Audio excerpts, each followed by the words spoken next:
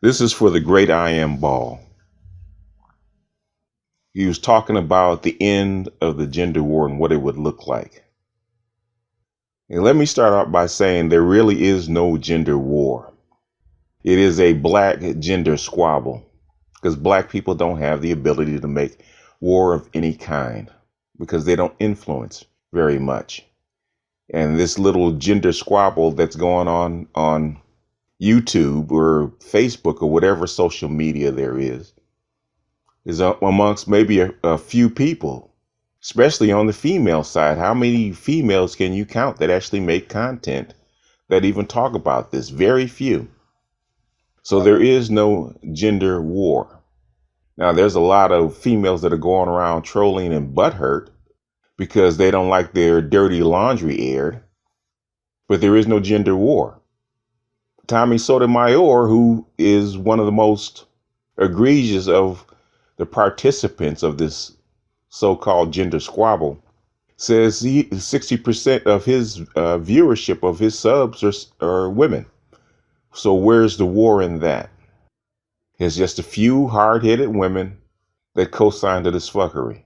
Most of what's going on on YouTube is not a gender war. It's men airing their grievances to other men about women and pointing out the things that are incorrect that women do.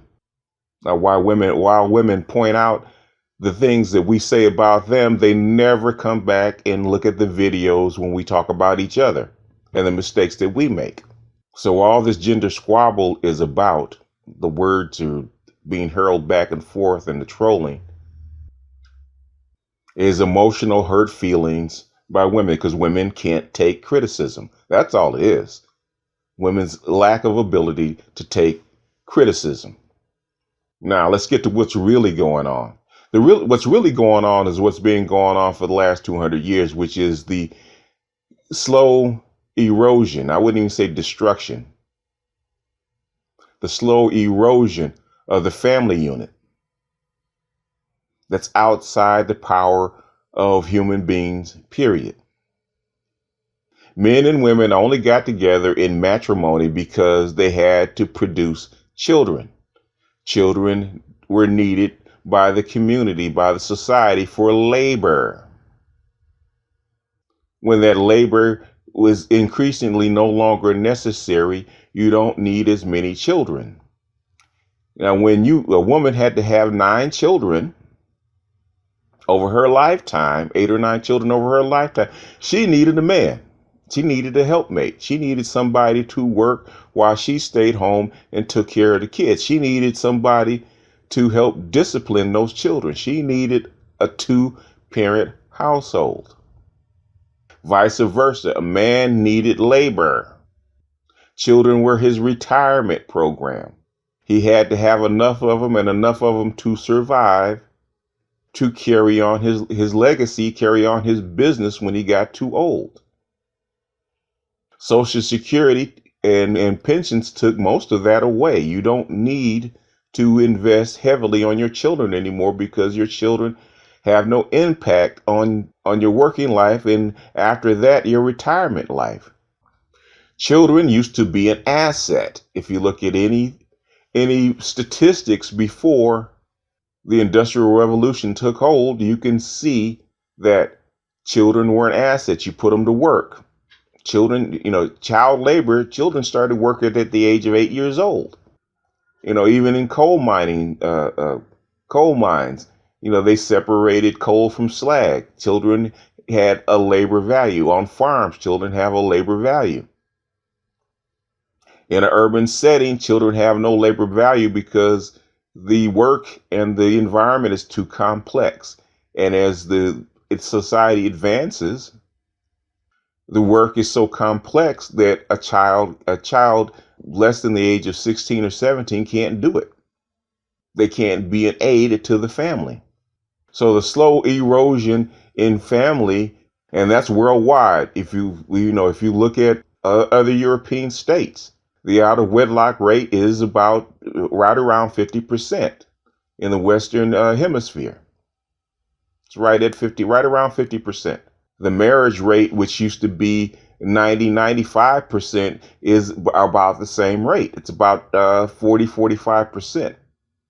The United States marriage rate is less than 50%. That's mostly due to the Hispanics and the African American divorce rate being so high. But if you look at the future, the 18 to 35 never married rate is 80%.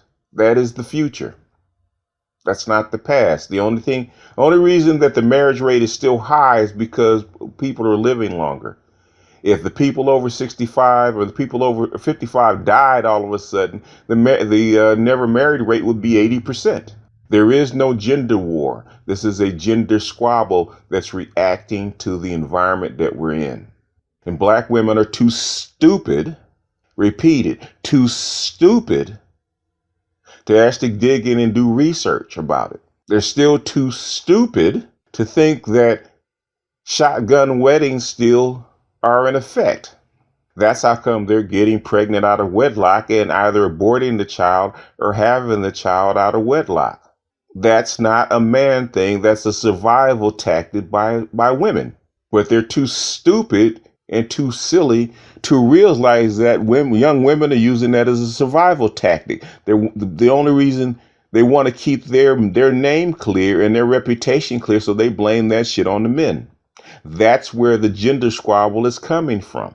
Instead of women understanding what the environment is and women's response to the environment, they're coming up with stupid shit. And us as men should explain this to women if they're too dumb to actually go in and do research on their own. The research is there. The research is all over the internet. But black women are too butthurt and too silly, too arrogant, and too hard-headed to actually realize what the problem is, why the problem exists, and what to do about it. Because you can't correct the problem trying to point fingers. The men in this case are simply responding to the finger pointing.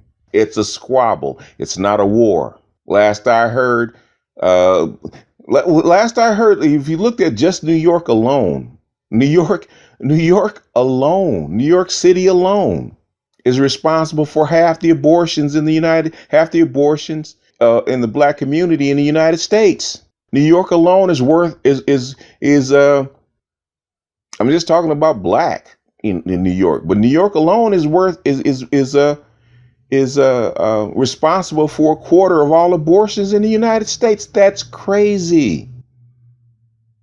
That's absolutely crazy. That's just one black community.